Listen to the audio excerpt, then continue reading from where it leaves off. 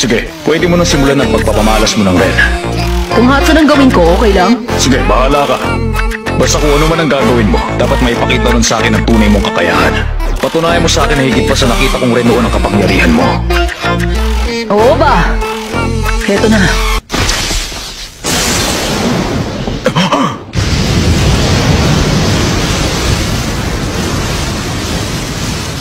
Tinransform niya ang aura niya sa kuryente.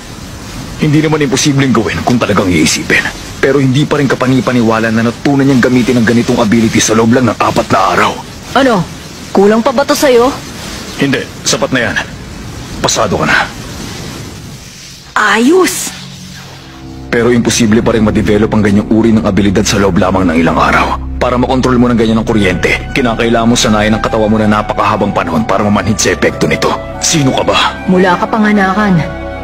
Bahagi na ng buhay ko ang kuryente. Pero personal ang dahilan.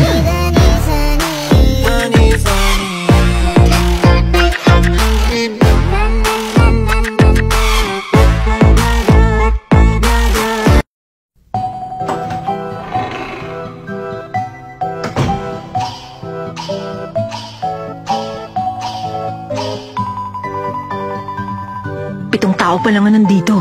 Mukhang tama nga si Manong. Yung mga maagang kumilos at yung mga naghintay sa mga upuan nila ang mga nakapasa sa bandang huli. Eh, kamusta naman kaya si Gon? Pasado kaya siya? Oh!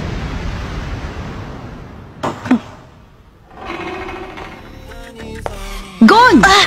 Kinuha! Mabuti na lang! Ang saya ko nakapasa ka rin! Ako pa! Ikaw yung gumawa ng pagsabog na yun, oh. Oo!